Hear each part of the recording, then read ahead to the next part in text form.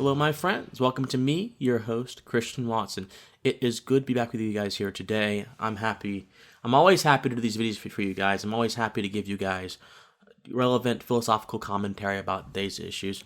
And before I get into my commentary, which will be short today, if you guys could please, if you like my content, if you like what I do, if you could comment and let me know what you think about my content, if you could like the video, if you could subscribe, and if you could donate to my PayPal, which is officialcwatson@gmail.com, I would appreciate it immensely.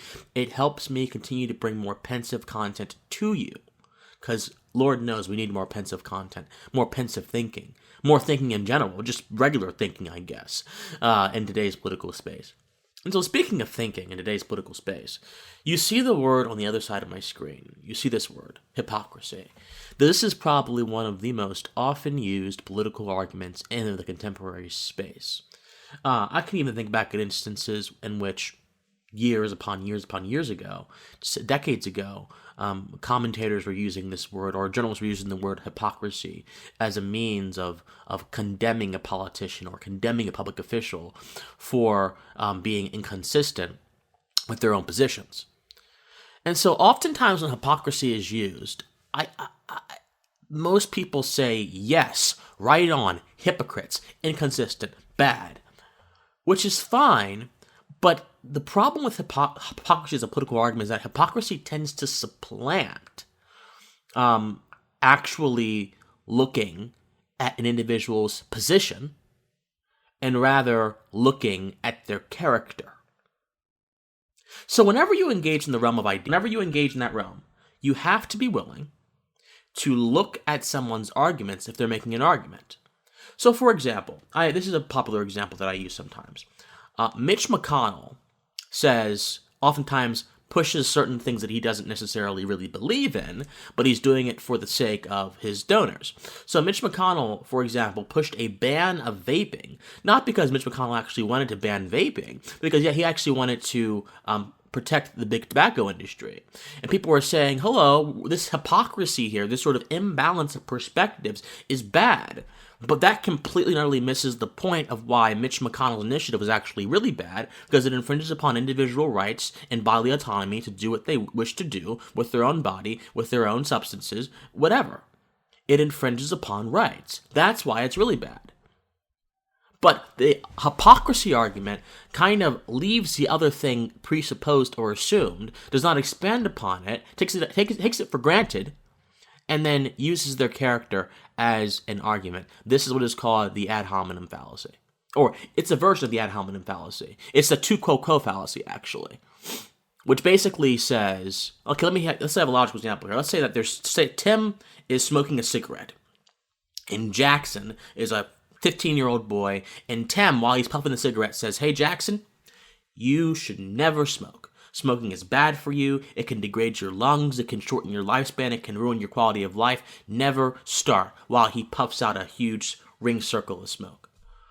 And if Jackson were to say, well, Tim, you're doing it yourself. What's wrong with you? You're doing it yourself, therefore it can't be that bad. Or you're doing it yourself, so why are you doing it if it's so bad for you? But the badness of the quality of smoking has nothing to do with Tim's ability to be consistent with his own moral maxims. The badness or quality of a politician's arguments has nothing to do with their ability to be consistent with their own principles. So you can make an argument in the ideas realm and not be consistent with that argument and still make a valid argument. Arguments exist external of us. As Heraclitus said, Heraclitus being a Greek philosopher, we're simply vessels for ideas. We're simply vessels for ideas, and these ideas exist independent of us. If hypocrisy was the primary mode of political discussion, if hypocrisy is what we use to evaluate all political issues by, then when someone either becomes incapacitated or dies, then their entire thoughts and everything they ever believed in should also die or be incapacitated. But the reason why ideologies are timeless, the reason why people like Ronald Reagan can pass away and their ideas still live in the hearts and minds of others, is because there's an external quality to ideas. There's not an external quality to ideas when you append ideas to character, when you append arguments to character. It helps to understand character, but it is fallacious, utterly fallacious, to append character with correctness. So please, stop using hypocrisy as a political argument. It does nothing but weaken your own point. Stop it. For example, Disney recently fired Gina Carano, however you say her name. Disney recently fired her. A lot of people are saying, well, Disney is being morally righteous over this, but they just filmed a film in the Xinjiang province where the Uyghurs are being slaughtered right now. How about that? But that says nothing about them firing Carano. It says nothing about their arguments and everything about their character. Again, this is fallacious reasoning. So guys, stop it. Embrace truth. Try to make truth claims, not character claims. Because when you say hypocrisy and you use that as a stand for an actual argument, it's evident to me and any thinking person that you have no argument to make in the first place. Call out hypocrisy when it is beneficial to understanding the context of a situation. Do not use hypocrisy as a political argument. Because if you do that, then you've already lost before you began. Think on it. As always, my friends, I love you guys to death.